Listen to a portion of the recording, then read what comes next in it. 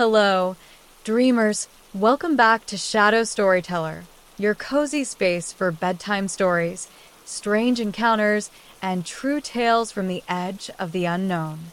If this is your first time here, don't forget to like, subscribe, and leave a comment below telling us where you'd like your next adventure to take you. And if you enjoy stories that keep your thoughts wandering into the night, turn on that little bell so you won't miss the next tale. Now, settle in. Maybe you're lying in bed, eyes getting heavy. Or maybe you're just taking a quiet moment to yourself. Wherever you are, breathe easy. Because tonight, I'm going to take you somewhere wild. This is a true story, and it's called The Summer We Got Lost in Yellowstone National Park. It was the summer of 2019, late July, to be exact. One of those golden American summers where the days stretch long and the evenings smell like pine needles and campfire smoke. I had just flown in from Manchester, England, to visit my cousin Tom, who'd been living in Bozeman, Montana, for the past 3 years. We hadn't seen each other in ages, and we were craving a bit of adventure, the kind you dream about but rarely plan. So we rented a dusty blue Jeep Wrangler, packed it with snacks, camera gear, and way too little water, and headed south for Yellowstone National Park. It was a Tuesday morning, July 23rd. The sun was just rising as we passed through the north entrance at Gardner, Montana. The Roosevelt Arch loomed behind us like a gateway to something ancient and wild. Our plan was simple: hike to a remote spot called Shoshone Geyser Basin, pitch a tent, and spend 2 days off-grid. No signal, no stress. Just us and nature.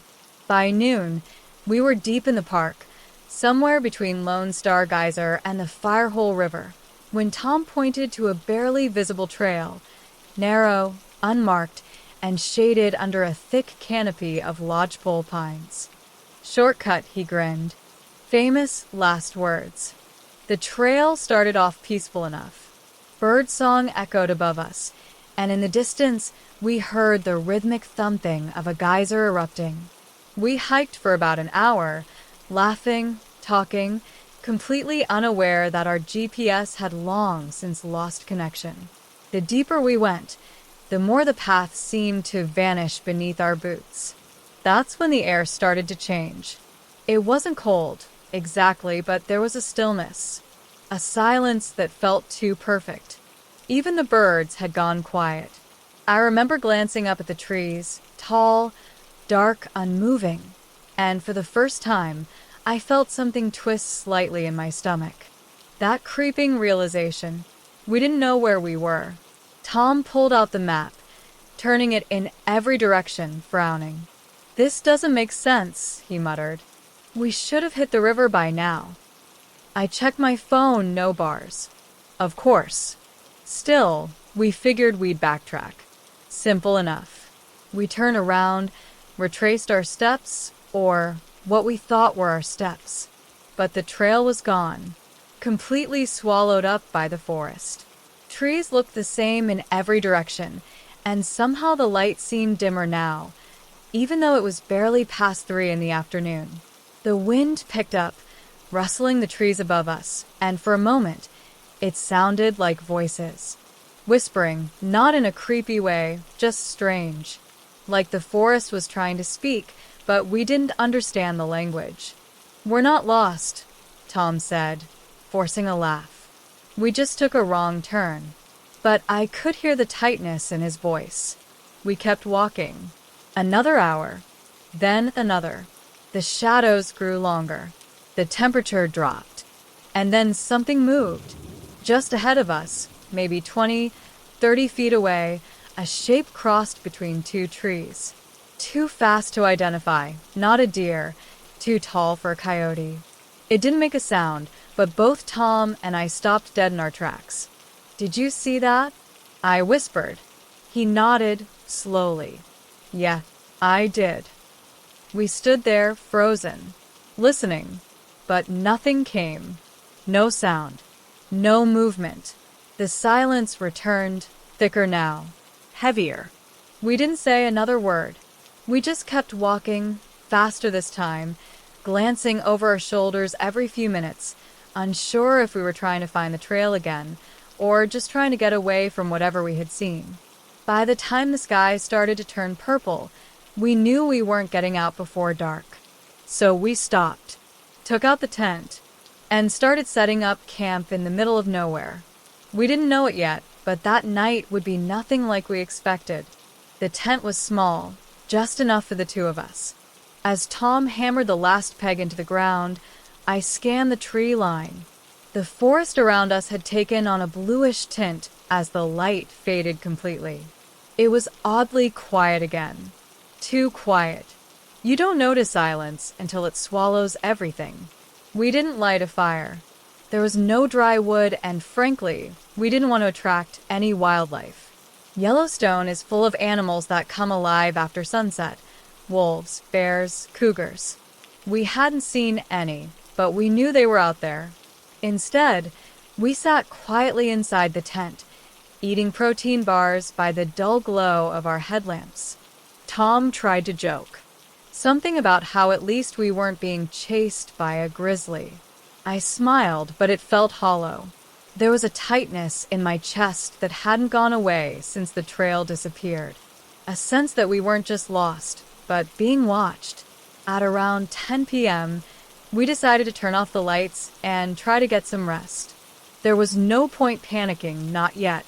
We'd retrace our steps again in the morning, follow the sun eastward, and eventually hit a ranger trail or road. That was the plan. But sleep didn't come easy. The forest seemed louder once we lay down. Not with normal night sounds, not with crickets or owls, but with strange, rhythmic creaks. The kind you'd hear in an old ship. The wind would move through the trees in slow, spiraling gusts, almost like it was circling us. Then came the knock. It was soft, dull, like a branch tapping the side of the tent. Just once. I held my breath. Tom was still. Then it came again. Knock. This time on the other side. We both sat up instantly. I turned on my headlamp, but we didn't unzip the tent. We just listened. It could have been a falling pine cone, an animal brushing past, a trick of the wind. But we waited. Knock. Knock. 2 quick taps. Directly behind my back. Tom whispered, "We're not alone." I didn't respond. I couldn't. My mind was racing, trying to match the sound to anything familiar. Anything logical. "Should we check outside?" he asked. No. I don't know why I said it so fast. Maybe I was scared. Maybe I didn't want to know. Another minute passed. Nothing. The sound stopped. The wind slowed. We sat in that heavy silence for what felt like hours. Eventually, Tom laid back down. I followed, but I kept my eyes open, watching the faint outline of the nylon above me. Sometime around 2 in the morning, I must have drifted off. And that's when the dream started. I was standing in a clearing. Moonlight lit the grass, silver and quiet. Across the field, I could see a line of dark shapes. Tall, unmoving figures. They looked like trees at first until they began to move. Slowly, one by one, stepping forward without sound. I tried to call out, but my voice was gone. My feet wouldn't move. The figures got closer. I could see faces now, not human, not quite animal. Pale eyes, no pupils. Mouths that didn't open, yet I could hear whispering. Hundreds of voices, overlapping, whispering my name. And then I woke up. My shirt was damp with sweat. My hands were shaking. It was still dark, but I could tell dawn wasn't far off. That eerie blue tint had returned, washing over the trees like early morning fog. Tom was still asleep, or so I thought. He sat up suddenly, looking straight at me. "I had a dream," he whispered. "We weren't alone. There were people, or something like people." I didn't say anything. He stared at me, wide-eyed. "They were whispering your name." We packed up the tent in silence. As soon as the first rays of sunlight filtered through the trees, we started walking. We didn't talk much. Both of us kept glancing behind us, listening for footsteps that never came. But the forest wasn't finished with us. About an hour into the hike, we stumbled across something that stopped us cold. A shoe. Just one. Old, sun-bleached, lying on its side in the middle of a narrow trail that hadn't been there yesterday. It wasn't one of ours. Tom picked it up. Looks like it's been here a while. I pointed ahead. Trails back. Sure enough, a narrow path stretched forward, marked with faint boot prints and broken branches. Like someone had just passed through. Hope stirred in me, but it was fragile. We followed the path for hours. The sun climbed higher, and the forest began to thin. Around noon, we heard it, the distant sound of a river. Relief flooded me. We rushed toward it, stumbling through brambles and mud, until we reached the bank of a wide, fast-moving stream. And across it, a trail marker. Faded, wooden, but definitely part of the official park system. We laughed. We cried a little.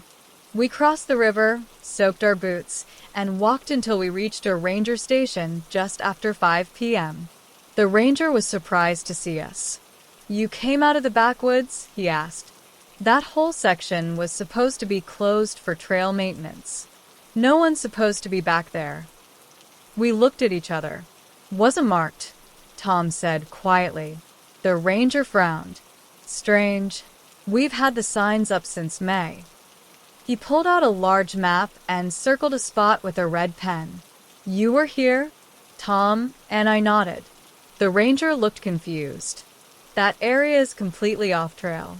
No way in unless you bushwhack for miles." "You say you found a trail?" We nodded again. He didn't press further.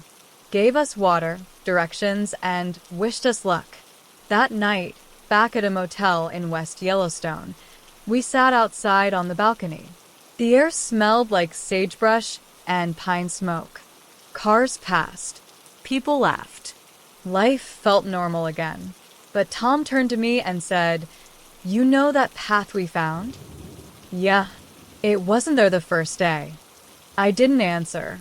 We still talk about it now and then, usually late at night. We both know something strange happened out there. And here's the part I've never told anyone.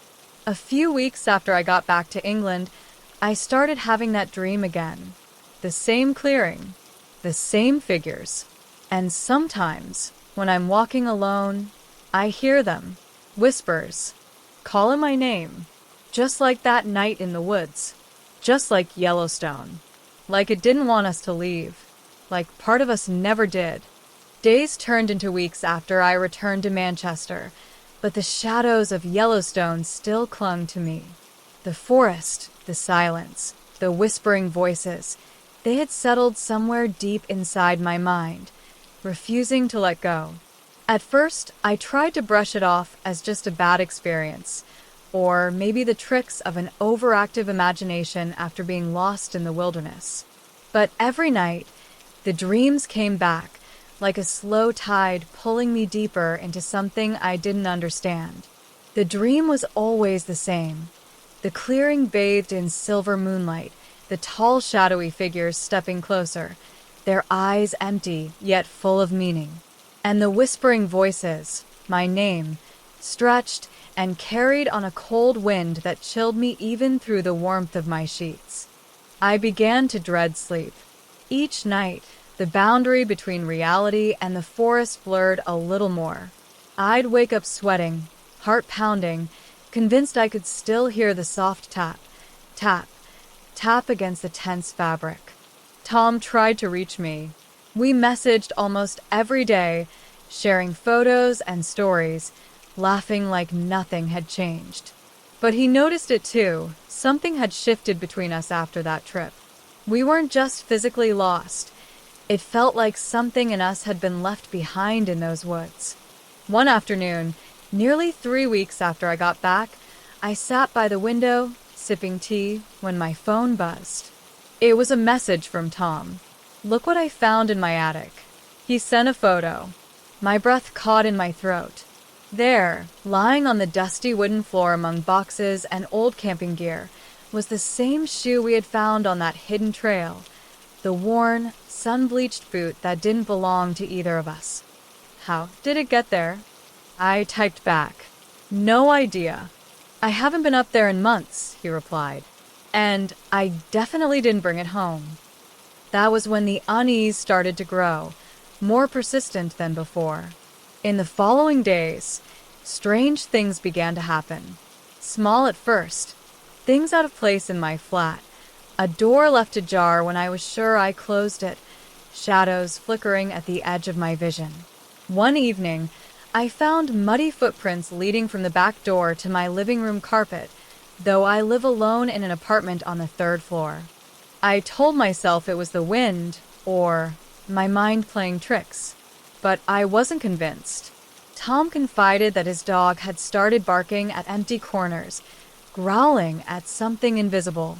He said the trees around his house seemed to whisper in the wind more than usual. We were both tangled in a web we couldn't explain. Late one night, the phone rang. It was Tom. His voice was tense, breathless. "Listen," he said quickly. "I was out walking near the edge of the park today, and I swear I saw a figure. A man, standing perfectly still among the trees. He had the same pale eyes from the dream." I called out, but he just vanished. I felt my stomach drop. I don't know if this is a coincidence, but I've been finding small scratches on my door frame. Not deep, but fresh. Almost like someone marking territory. We both knew we weren't dealing with ordinary fears or wanderlust gone wrong. Something had followed us back. Or maybe we disturbed something ancient and restless. I started researching local legends of Yellowstone. There were stories of spirits, guardians of the forest, they called them, protectors who watched over the land, punishing those who disrespected the balance. Some old-timers talked about the lost ones, hikers who wandered too deep and were never seen again. Their souls said to roam between the trees, whispering warnings. The more I read, the more it felt like those figures in my dreams were more than just shadows. They were watching, waiting. One night, I decided to record audio during my sleep. Maybe it was silly, but I hoped to catch something, anything, that could explain the noises I kept hearing. When I played back the recording the next morning, my skin crawled. Beneath the white noise and my own restless breathing, there was a faint voice, a whisper, soft and distant, saying my name over and over. I shared it with Tom, and he played me a similar recording from his cabin. The same whispering, layered with soft tapping sounds. We were connected to something beyond our understanding. Despite our fear, we knew we had to return to Yellowstone. There were questions we needed answers to. A story unfinished. A part of us lost in those woods that summer. The plan was set for the following spring. We would go back, follow the same path, but this time with more preparation, more equipment, and perhaps someone from the ranger station who knew the park better. As the departure day approached, I felt a strange mix of dread and anticipation. Part of me wanted to run away and never look back, but another part knew this was something I couldn't avoid. The forest had marked me, and it wanted me to come home. The morning we left Manchester was gray and cold, a stark contrast to the golden haze of the previous summer in Montana. Tom and I met at the airport, both quiet but determined. We packed heavier this time, GPS devices, extra water, bear spray, a satellite phone. When we landed in Bozeman, the air smelled of fresh pine and snowmelt. It felt familiar, yet charged with a strange energy, like the land remembered us. We drove north to Gardner, passing through the Roosevelt Arch again, but this time it felt less like an entrance and more like a warning. Our first night was spent at a ranger station, briefing us on the current trail conditions and park updates. The ranger was skeptical when we mentioned the path and the shoe. "That area's been off limits for years," he said. "No official trails, no marked paths. People who go in there don't come out." We told him about the strange figures, the whispers, the dreams.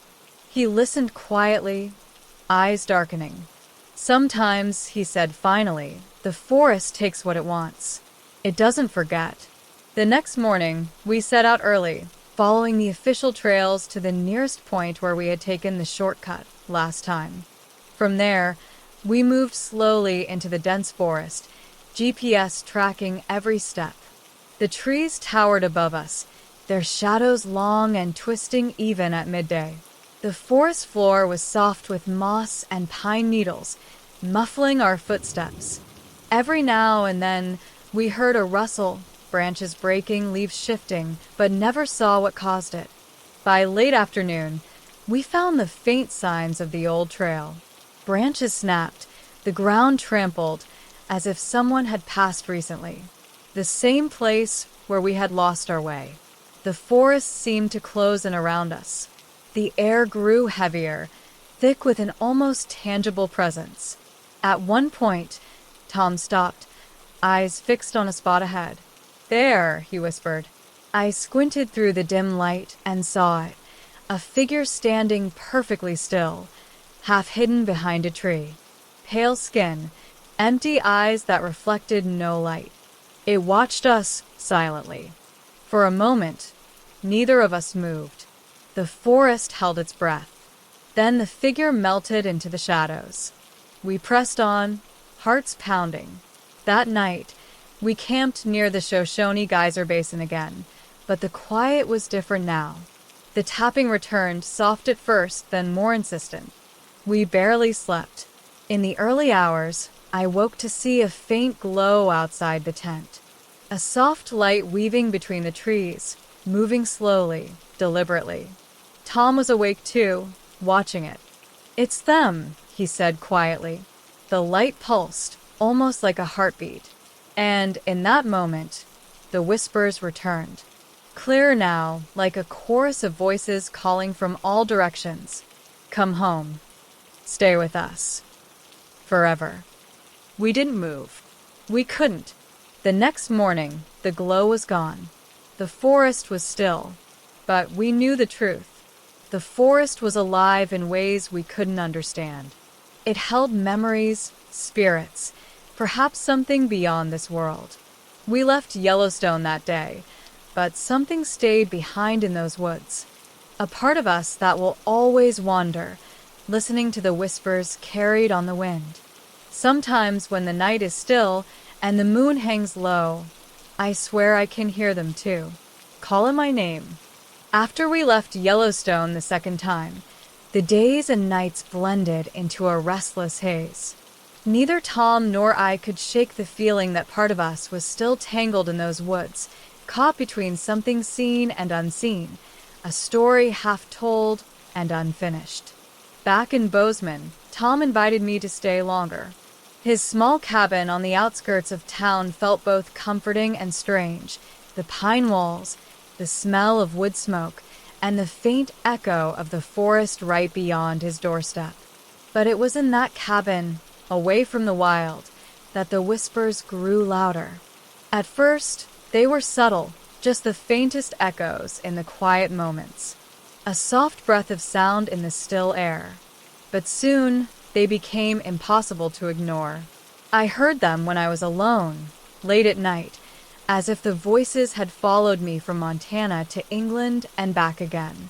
One evening, Tom and I sat by the fireplace, the logs crackling and shadows dancing on the walls. We shared everything, the dreams, the sightings, the eerie sounds. The more we talked, the clearer it became that the forest wasn't just a place. It was a presence, a living memory that reached out beyond its borders. "I've been reading about similar stories," Tom said, pulling a worn book from his shelf. It was filled with Native American legends, early settler accounts, and ranger reports, tales of spirits guarding the park, of people who vanished without a trace, and of voices that whispered in the trees. "There's one story about the Wendigo," he explained. "A creature said to haunt the northern forests. Not quite human, not quite beast. Some say it's a spirit of the lost, cursed to wander forever, searching for others to join it." I shivered. The thought of such a presence lurking near the places we'd walked sent a chill deeper than the cold Montana nights. That night, I had the dream again. The clearing, the pale figures, the whispering voices. But this time, there was something new, a feeling of sorrow, as if the figures were trapped souls, begging for release, caught between worlds. I woke gasping, sweat soaking my sheets. Tom was already awake. "I had it too," he said, his voice low. The sorrow, the pleading. We realized we needed answers, not just for ourselves, but for whatever haunted those woods. The next day, we reached out to a local historian, a woman named Margaret, who specialized in Yellowstone's folklore and Native American history. She agreed to meet us at a quiet cafe in Bozeman. Margaret was in her late 60s, with silver hair and eyes that seemed to see through the surface of things. As we talked, she nodded knowingly at our story. "You encountered the Guardians," she said softly. "They're ancient protectors, bound to the land long before the park existed. The stories tell of people who upset the balance, who took from the forest without respect, and the Guardians would lead them astray, trap them in the wilderness, or simply erase them from this world. Is there a way to make peace with them?" I asked, desperate for some hope. Margaret considered for a moment. "Respect and understanding," she said finally. "Acknowledge their presence, honor the land, and accept that some things are not ours to control." We left the cafe with a mix of hope and unease. Respecting the Guardians sounded right, but it also meant surrendering to something we couldn't fully grasp. In the following days, we prepared for one last journey into the park, this time, not to find a path or a trail, but to offer a gesture, a small ceremony to honor the forest and its unseen watchers. We packed lightly. Tom brought a small bundle of sage for smudging, and I carried a journal where I planned to write whatever happened, hoping to capture the truth between words and silence. We arrived at the park's edge just before dawn. The sky was painted in soft hues of pink and lavender, the world holding its breath. The forest welcomed us with open arms, or so it felt. We followed the old trail, the one that vanished the first time we got lost. It seemed easier now, as if the forest itself was guiding us. The birds sang again, and the air smelled fresh and alive. At the clearing, we set down the sage, lit it, and began to smudge the air around us. We spoke softly, words of respect, of apology, and of peace. We thanked the forest for its protection and asked for forgiveness for our trespass. As the smoke curled into the sky, the atmosphere shifted. The light grew softer, warmer. I felt a calm wash over me, like a weight lifting. Then, just at the edge of the clearing, I saw them, the figures from my dreams. Pale still, but no longer menacing. They seemed to watch with quiet approval, their eyes full of sorrow. Yes, but also of release. For a moment, we stood together. Two men from England and Montana, strangers and kin, and the silent guardians of an ancient forest. The wind whispered through the trees again, this time like a gentle lullaby. We knew it was time to leave. The path back was clear and steady. No confusion, no fear. Just the steady rhythm of footsteps on soft earth and the comforting knowledge that we had been heard. Back at the ranger station, we shared our story once more. This time, the ranger nodded with a knowing smile. "Not many come back with peace," he said. "Most get lost forever." Weeks later, I returned home to England, carrying a quietness inside me I hadn't felt before. The forest still whispered sometimes, but it was no longer a voice of fear. It was a voice of memory, a reminder that some places hold secrets older than time, and that sometimes getting lost means finding something far deeper. Back in Manchester, life resumed its usual rhythm, but the echoes of Yellowstone never quite faded. Some nights, as the city lights blinked outside my window, I would find myself transported back to those ancient forests, feeling the cool mist on my skin, hearing the whispers carried on the wind. Tom and I kept in touch more than ever, exchanging messages about the small signs that sometimes slipped into our daily lives. A sudden chill in a warm room, a shadow passing just beyond the corner of the eye, the inexplicable feeling that we were being watched, not with hostility, but with quiet curiosity. One afternoon, I received an unexpected package from Tom. Inside was a leather-bound journal, filled with his notes, sketches, and observations from our time in Yellowstone and after. On the last page was a folded piece of paper, worn and faded. I unfolded it carefully. It was a map, but not like the ones we had seen before. This map was old, hand-drawn, with strange symbols marking certain spots deep within the park.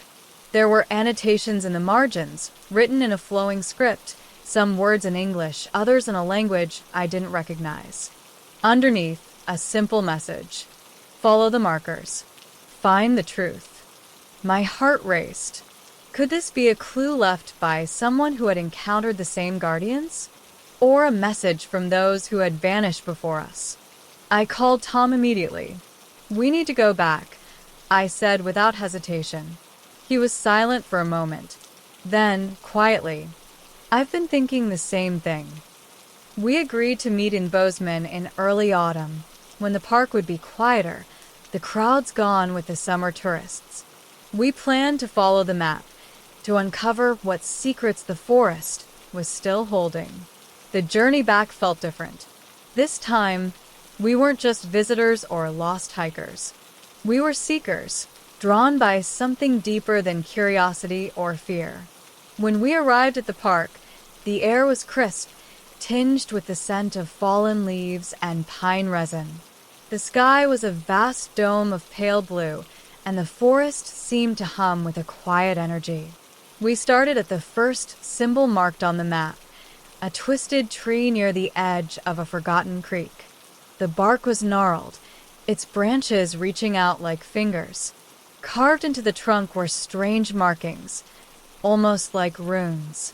As I traced my fingers over the carvings, a shiver ran down my spine. The air around us shifted, the temperature dropped, and the forest grew still. From the shadows, a figure emerged. It was not one of the pale guardians we had seen before. This one was human, but with eyes that gleamed like polished stone, and skin that seemed to ripple with an inner light. "Welcome," the figure said in a voice both ancient and warm. "You have come far." Tom and I exchanged startled glances. "Who are you?" I asked, my voice barely a whisper. "I am a keeper," the figure replied. "One of many who have sworn to protect the balance between worlds." They explained that the guardians we had seen were spirits bound to the land, remnants of a time when humans and nature existed in harmony. But that harmony had been broken by greed, by carelessness, by fear. "Our world and yours are connected," the keeper said. "The forest remembers every step, every breath. It holds the souls of those lost and watches over those who respect its laws." We listened, captivated. "The map you hold is a guide," the keeper continued, "to places where the veil between worlds is thin, where you can find answers and perhaps redemption." Tom and I nodded, understanding that this journey was no longer just about us. It was about healing something fractured, mending a rift that had grown wide and deep. We followed the keeper deeper into the forest, through narrow trails lit by dappled sunlight, past ancient stones covered in moss, and across clear streams that sang like silver ribbons. Each marked location revealed fragments of a forgotten story, remnants of old ceremonies, sacred places where fire once burned bright, symbols etched into rock faces that told of cycles of life and death, loss and renewal. At one site, we found a circle of stones arranged like a compass. In the center lay a small, intricately carved box. Inside was a feather, pure white, light as air, and a note written in the same flowing script as the map. For those who seek the light, to guide the way home. We understood that this was more than an artifact. It was a symbol of hope, a promise that, even in darkness, the forest offered a path forward. Days passed, and with each step, the whispers grew softer, the shadows less threatening. The guardians seemed to watch over us not with warning now, but with quiet acceptance. One evening, as the sun dipped below the horizon, painting the sky with strokes of orange and violet, the keeper stopped beside a small pond. "Here," they said, "is where the worlds meet." The surface of the water shimmered, reflecting the twilight sky, but as I looked closer, I saw something beneath, flickering lights, like stars trapped in the depths.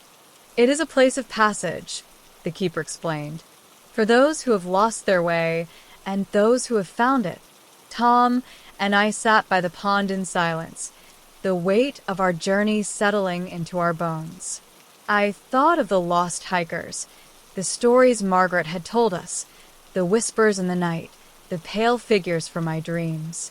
And I realized that the forest story was also ours. We were part of something timeless, a thread woven into the vast tapestry of nature and spirit. Before we left, the keeper gave us one final gift, a small pouch of earth from the sacred circle, rich and dark and alive. "Take this with you," they said. "Let it remind you that you carry the forest within you. Wherever you go, you are never truly lost." Back in Manchester, the pouch sits on my windowsill. Sometimes I hold it in my hand, feeling the grit and life of the soil, grounding me. The dreams have stopped, but the whispers remain. A soft murmur in the quiet moments, a reminder that the world is deeper than we see, and that sometimes to be lost is to be found. The days after returning to Manchester were unlike any I had ever experienced. Life, in its usual predictable flow, seemed somehow distant, as if my senses were tuned to a frequency only the forest still broadcasted. The pouch of earth the keeper had given me was a constant presence on my bedside table, a tangible connection to that vast, ancient wilderness. I found myself staring at it for minutes on end, tracing imaginary lines through the grains, trying to decipher messages hidden in its dark depths. Was it just soil? Or something more? The air in my room often felt charged, thick with a presence that was at once comforting and unsettling. Tom and I spoke almost every day now, our conversations stretching late into the night. The experiences we had shared, the stories the keeper told us, and the symbols on the map had stirred something profound in both of us, a curiosity that refused to be silenced. "Have you noticed anything strange since you got back?" I asked him one evening. There was a pause. Then, yes. "I keep seeing lights out of the corner of my eye, flickers in the dark, and sometimes I feel like someone is standing just behind me, watching." The similarities in our experiences were uncanny, suggesting that whatever connection we had forged with the forest had not been severed by distance or time. Over the following weeks, I began documenting everything. My dreams, the sensations, the whispers. Some nights, the voices returned, softer now, more like gentle reminders than warnings. I wrote them down carefully, hoping to capture what words alone might fail to express. One recurring phrase stood out: "Balance must be kept." I pondered the meaning of it for hours. What balance? Between what and what? Tom sent me photos of the night sky taken from his cabin, where faint glimmers of light flickered just beyond the treetops. Are these fireflies? He wondered aloud. Or something else? I wasn't sure, but I had a growing suspicion that our time in Yellowstone had connected us to a world hidden beneath the surface of everyday life, a realm where nature and spirit intertwined in ways I had never imagined. One afternoon, my curiosity drove me to research the map and its strange symbols further. I reached out to a linguist specializing in ancient scripts and cryptic languages, hoping to decode the notes that accompanied the map. When she finally replied, her message was cautious but intriguing. These symbols resemble a blend of indigenous markings and archaic runes, she explained. It suggests a kind of language meant for secret knowledge, something passed down through generations, preserved in the land itself. She warned me that such knowledge was fragile, often misinterpreted, and entwined with cultural significance that demanded respect. I shared her insights with Tom, who suggested we try to return to Yellowstone again, this time prepared to learn and listen more deeply than before. That winter, as snow blanketed much of England and Montana alike, we planned our third journey to the park. We gathered more equipment, notebooks, recording devices, and a small altar for ceremonies, hoping to connect with the forest spirit in a respectful way. When we arrived, the park was transformed by winter's hush. Snow muffled every sound, turning the wilderness into a quiet cathedral of white and silver. The frozen trees looked like sculptures, and the air was crisp, sharp enough to clear the mind. This time, we moved slowly and deliberately, following the map's markings one by one. At each site, we paused to observe, listen, and sometimes leave small offerings, a feather, a drop of water, a handful of earth from the pouch. We spoke softly, asking permission to be there, expressing gratitude for the forest's presence. On the third day, as we stood near a frozen creek, the snow beneath our feet suddenly shifted. A crack echoed through the stillness, and for a brief moment, the surface of the ice shimmered like a mirror. Through that reflection, I saw not just the snow-covered trees, but an image of another world, one vibrant with color, alive with creatures both strange and beautiful, and inhabited by figures similar to the guardians we had met before. Tom saw it too, his breath fogging in the cold air. "It's a doorway," he whispered, "a passage between worlds." The idea both thrilled and terrified us. As the days passed, the boundary between the physical and the spiritual seemed to blur.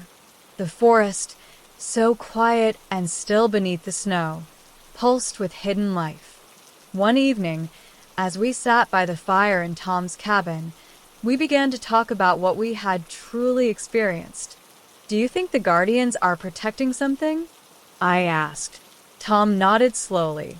"Maybe the forest itself, or a secret that could change how we see the world." We realized that what had started as a summer lost in the wilderness had become a journey into the very heart of existence.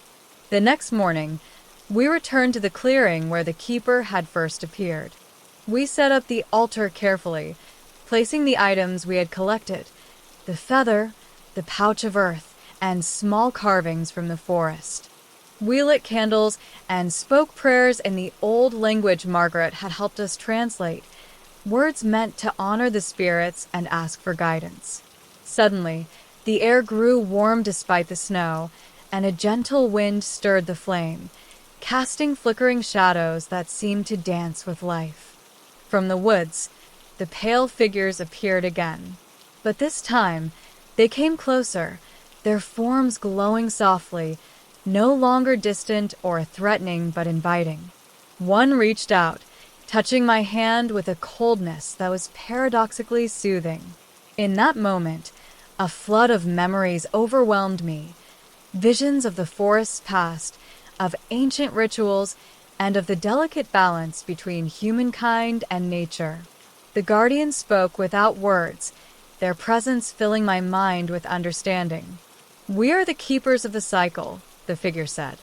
"We exist to maintain harmony, to remind you that all life is connected." Tears ran down my cheeks as I realized the depth of what we had found.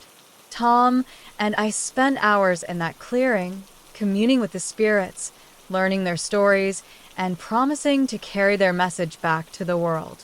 When we finally left Yellowstone that winter, the forest was no longer a place of fear or mystery. It was a place of reverence.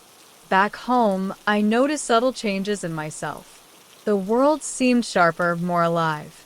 I found myself drawn to nature in new ways, walking through city parks with a sense of wonder, listening to the rustle of leaves, feeling the pulse of life beneath my feet.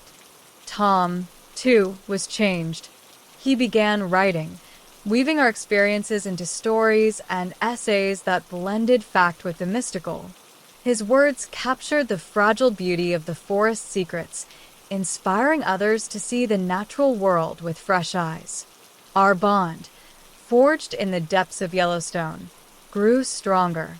We became not just friends, but guardians in our own right, ambassadors between two worlds.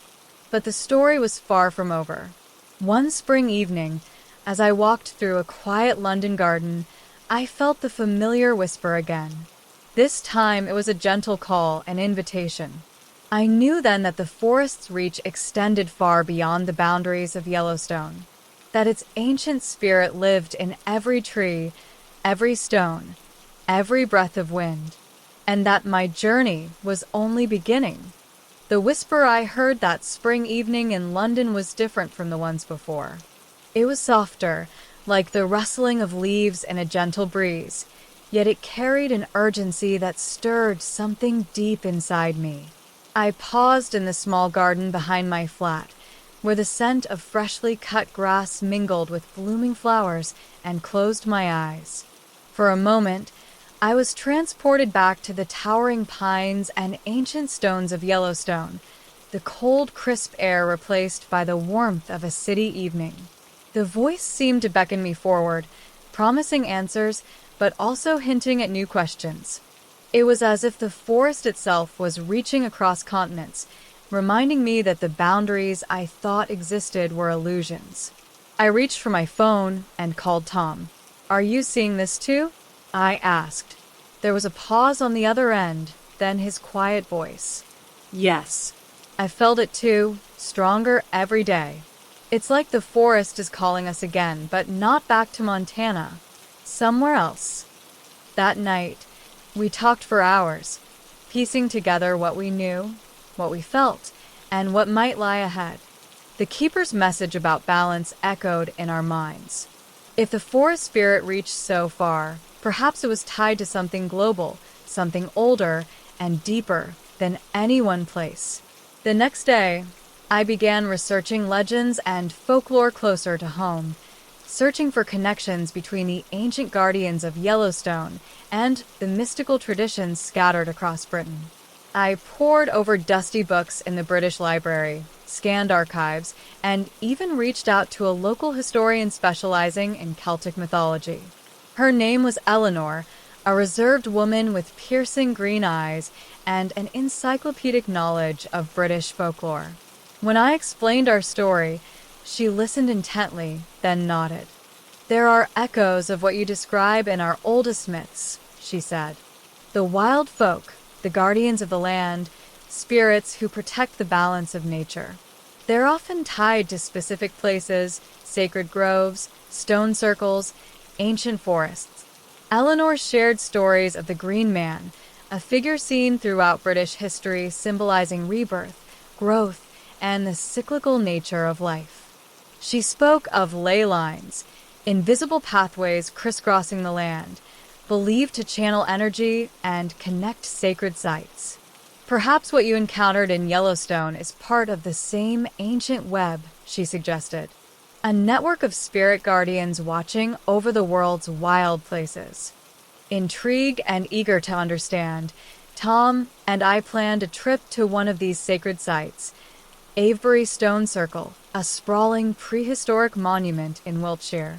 Unlike Stonehenge's famous but compact formation, Avebury was vast, with massive stones encircling the village and farmland, their origins steeped in mystery. We arrived on a clear autumn morning. The sky was a pale, shifting gray, and a cold breeze swept across the fields, carrying the faint scent of damp earth and moss. Standing amidst the towering stones, I felt a familiar presence, an ancient energy that seemed to pulse beneath the soil, much like the forest in Yellowstone. We wandered the circle in silence, each step heavy with reverence. As the sun broke through the clouds in golden shafts, the stones glowed warmly, casting long shadows over the grass. Tom pulled out the map from Yellowstone and compared the symbols with the shapes etched into some of the stones here. There were similarities, spirals intersecting lines, shapes resembling those we'd seen carved into tree trunks and rocks in Montana. "It's like the Guardians use the same language everywhere," Tom murmured. As we explored, a soft rustling drew our attention. From the edge of the circle, a figure emerged, tall, cloaked in green, with eyes the color of the forest canopy. It was Eleanor, who had accompanied us to guide the way. She explained that the ley lines were believed to converge here, creating a powerful nexus of energy. Many ancient ceremonies were conducted in such places, meant to honor the land and maintain harmony. "We're standing at one of the oldest crossroads between worlds," she said, "just like your clearing in Yellowstone." That night, around a small fire near the stones, Eleanor shared stories passed down through generations, tales of guardians who appeared to travelers, warnings given through dreams and visions, the delicate balance between the seen and unseen. Tom and I shared our experiences, the dreams, the whispers, and the guardians who had touched our lives. Eleanor listened thoughtfully. "There's a thread connecting all these places," she said. "A network of sacred sites and protectors, woven through time and space." The fire crackled as shadows danced, and I felt a deepening sense of purpose. We weren't just exploring folklore. We were unraveling a living mystery, one that demanded respect, humility, and perhaps courage. In the following days, we visited other sacred sites nearby, woodlands where the trees seemed to hum with life, stone circles lost in the mist, and ancient burial mounds where the past whispered beneath the grass. At each place, the connection grew stronger. The guardians, though unseen, felt present, watching, guiding, waiting. One evening, as we sat beside a quiet stream flowing through a dense forest near Avebury, I noticed a small feather floating on the water surface. It was pure white, the same as the one from Yellowstone. I reached out and caught it gently, heart pounding. "This is a sign," I whispered. Tom nodded.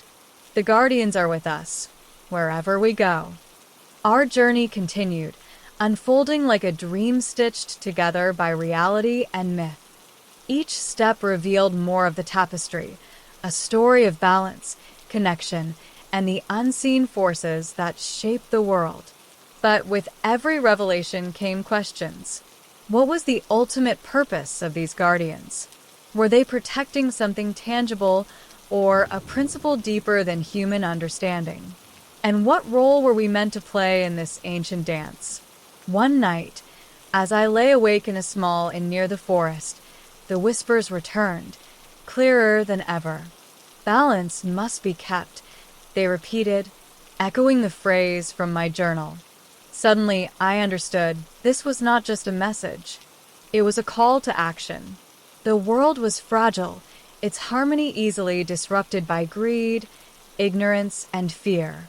The guardians had watched over the natural order for millennia, but their strength depended on humans who remembered respect, who listened and cared.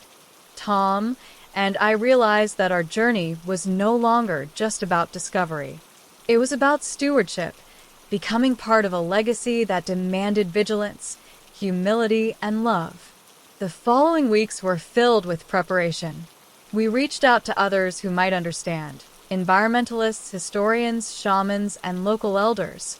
We shared what we had learned, hoping to weave a community of guardians across cultures and continents.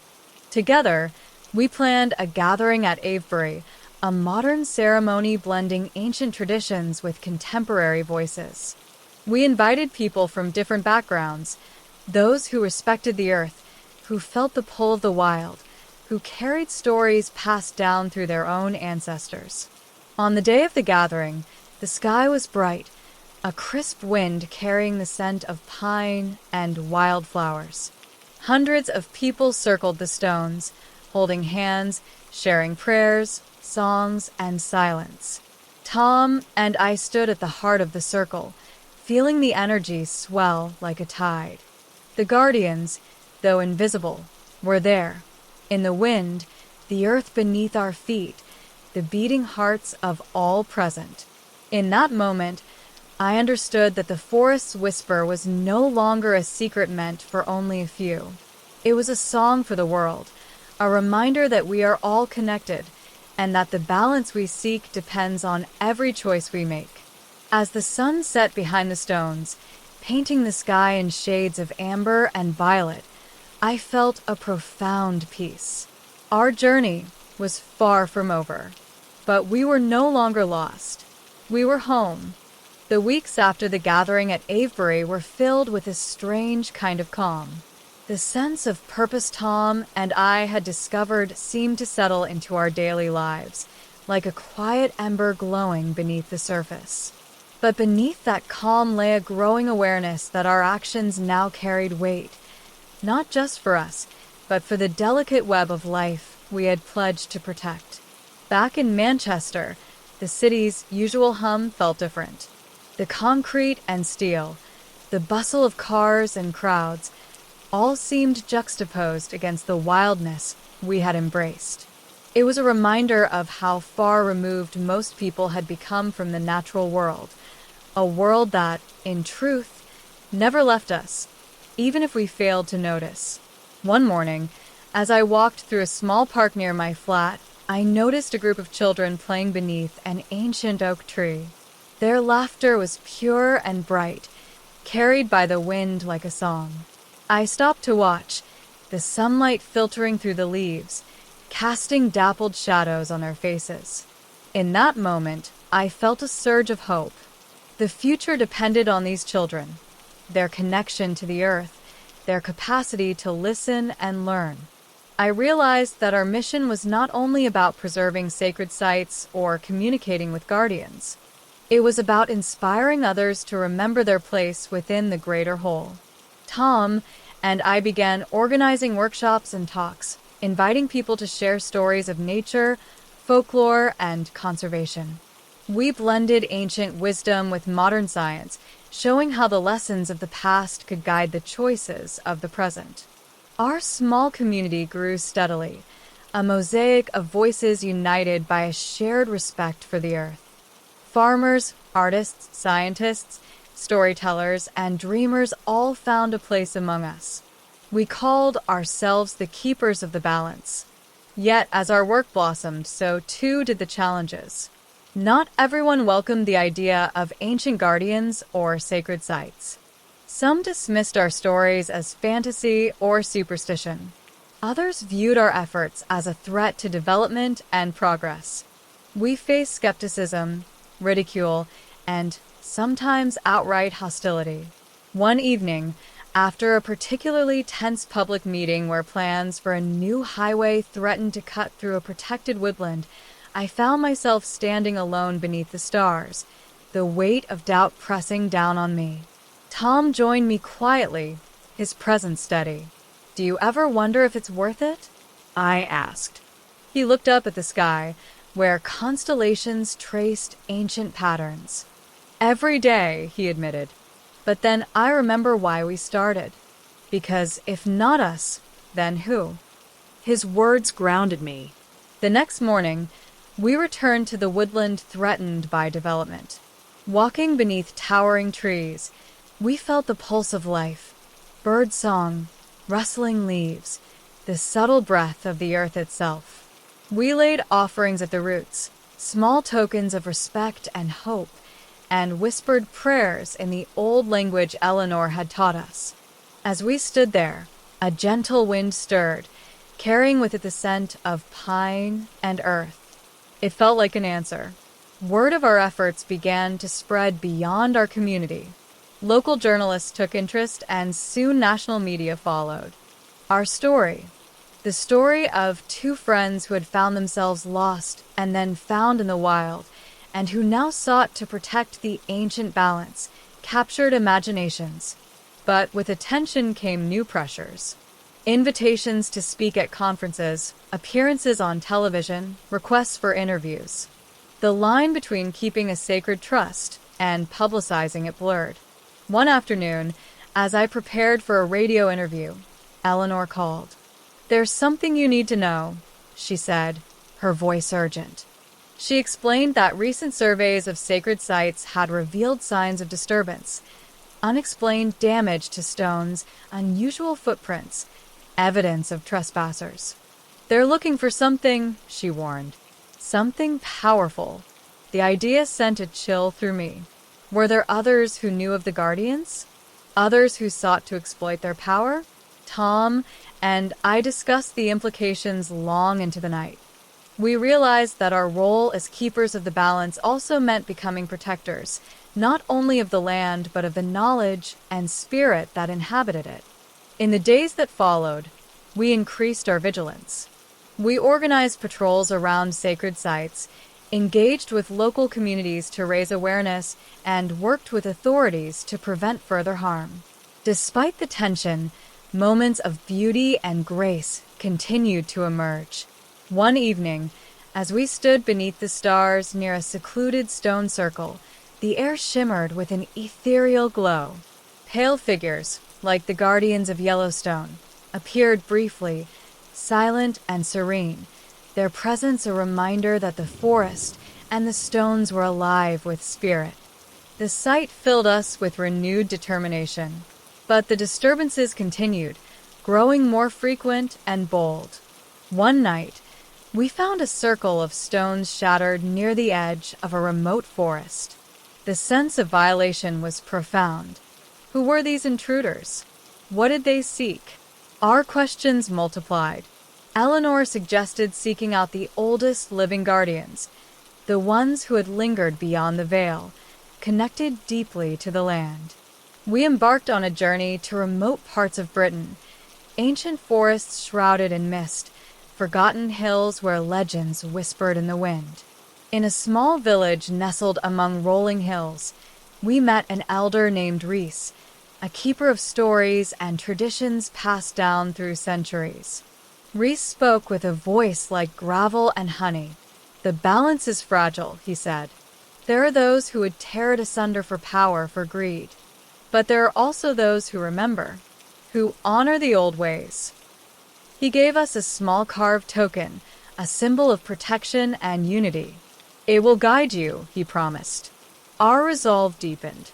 We knew the road ahead would be difficult, fraught with obstacles and dangers. But the call was clear. We were no longer just seekers or storytellers. We were guardians. And the balance must be kept. The days following our meeting with Reese marked a turning point. His words, heavy with ancient wisdom, echoed in my mind like a solemn vow. The fragile balance that we had been drawn into was more than a metaphor. It was a living force, entwined with the very fabric of the land and the unseen world. And now, more than ever, it seemed we were standing at the edge of something immense, something both beautiful and perilous. Reese had given us more than a token. He had passed on a responsibility that weighed heavily on our shoulders.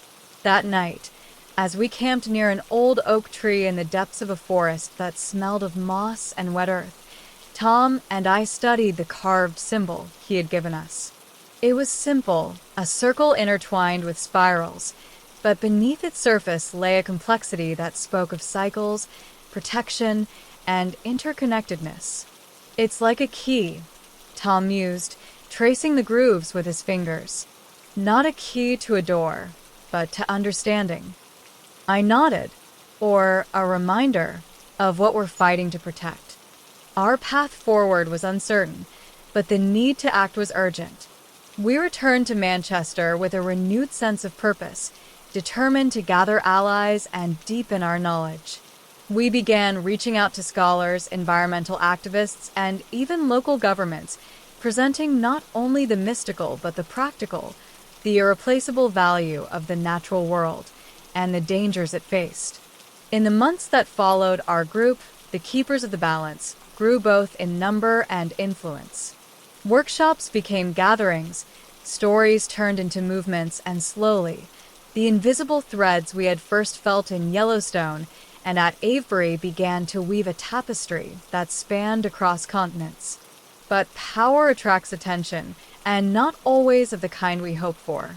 One evening, after a public lecture I gave at a university in London, I noticed a man sitting alone in the back row, his features obscured by shadow. His gaze was intense, almost unnerving. He didn't ask questions or mingle after the talk. Instead, he simply watched, his presence lingering like a shadow long after the room had emptied. Days later, I received an anonymous letter slipped beneath my door. It contained a single sentence: "The balance must be broken for the future to rise." The words chilled me. It was clear that forces opposed to our mission were at work, those who saw the ancient guardians not as protectors, but as obstacles to be removed. Tom and I shared the letter in confidence with Eleanor and Reese. They were grave but not surprised. "This is the way of the world," Eleanor said quietly. "When ancient power stirs, it awakens those who crave control." Reese added, "We must be vigilant. The forest and the stones have long memories. They know who is true and who is false." Our vigilance became necessity. We increased patrols at sacred sites, strengthened ties with local communities, and enhanced communication within our network. Yet, the sense of looming threat never fully dissipated. One night, as winter tightened its grip over England, I awoke to the sound of scratching at my window. Heart pounding, I peered through the darkness. A figure, cloaked and shadowed, stood just beyond the glass, motionless. I blinked, and the figure vanished, as if swallowed by the night. The encounter left me shaken but also resolute. If we were to protect the balance, we would have to face more than natural decay or human ignorance. We would face deliberate opposition, threats that sought to silence and destroy. Our group began training in subtle defenses, learning how to move unseen, how to interpret signs, and how to protect the knowledge we held dear. The mystical and the practical intertwined in ways we never expected. Tom discovered an old manuscript in a remote library, written in a cryptic script that mirrored the symbols on our map and Reese's token. With Eleanor's help, we began deciphering it. The text spoke of an ancient covenant between humanity and the natural world, sealed by guardians who could walk between realms. The manuscript warned of a time when the covenant might be challenged, a time of darkness and division.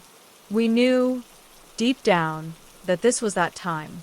In early spring, a breakthrough came. A young woman named Isla contacted us, claiming to have experiences similar to ours.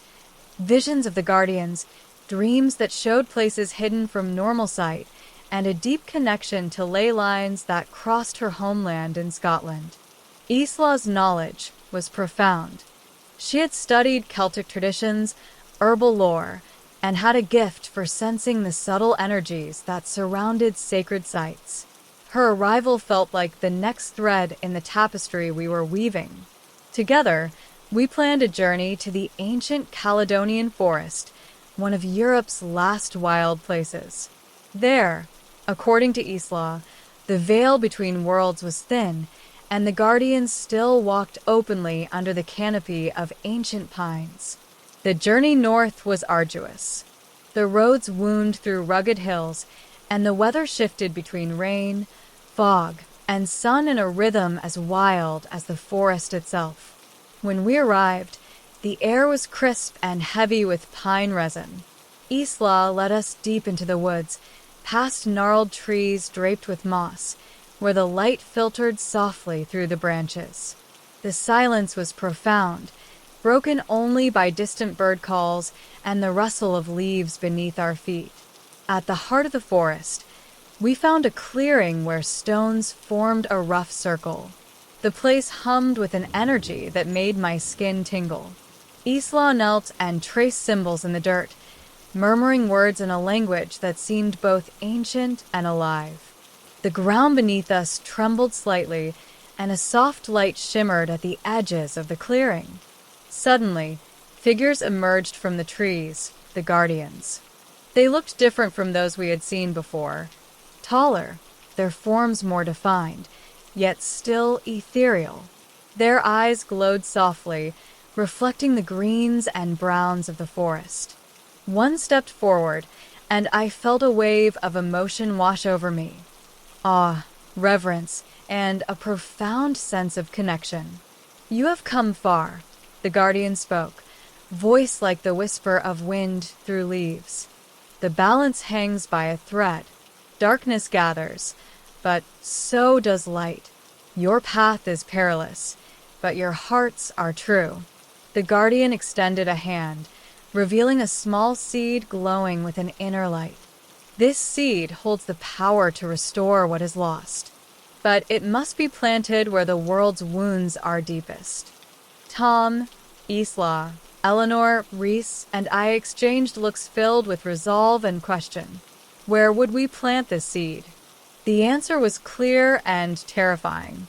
The places where the earth had been most damaged by human hands, where greed and destruction had left scars deep enough to break the balance. Our mission had shifted once again, from preserving to healing. We left the forest that day carrying the seed carefully in a cloth pouch, each of us feeling the weight of the task ahead.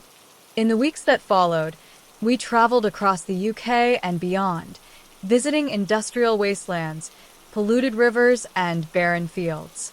At each place, we held ceremonies, sharing stories and planting fragments of hope and renewal. But with every step, resistance grew. Opposing forces, corporate interests, government officials, even extremists, moved to block our efforts. One night, after a rally in a small town threatened by a factory expansion, our meeting was ambushed by shadowy figures. We escaped narrowly, but the message was clear.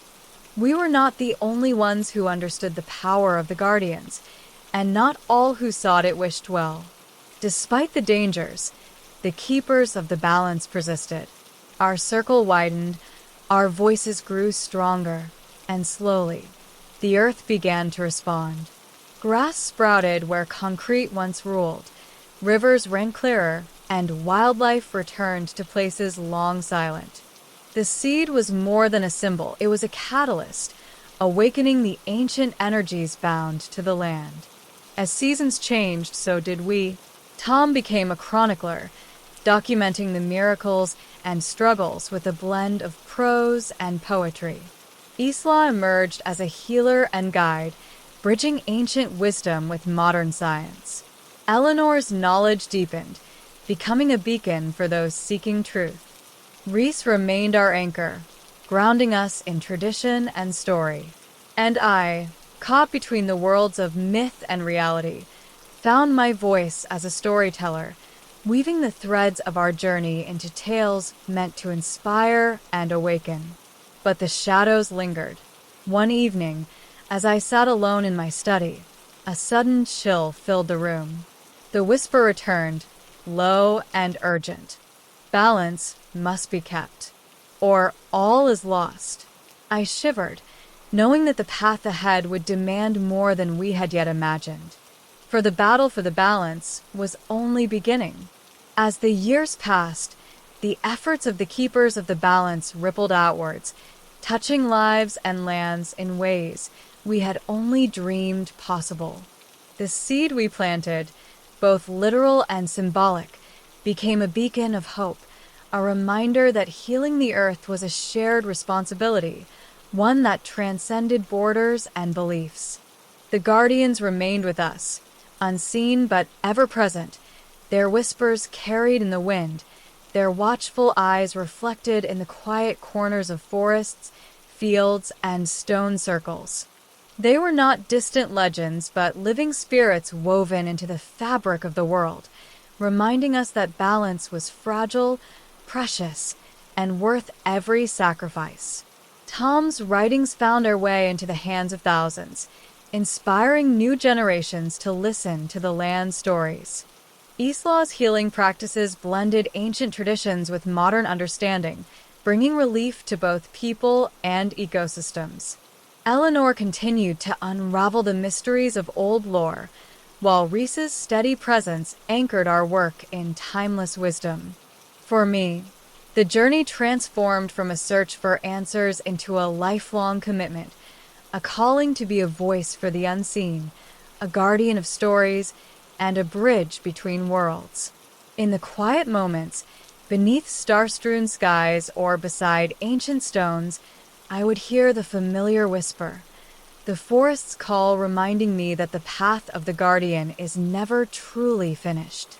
Balance is not a destination but a continuous dance, one that asks for courage, humility, and unwavering love.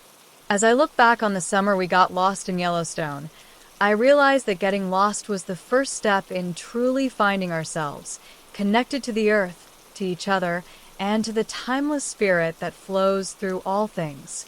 The story of the Keepers of the Balance is far from over. It lives on in every breath of wind, every rustle of leaves, and every heart willing to listen. And so, the Guardian's song continues,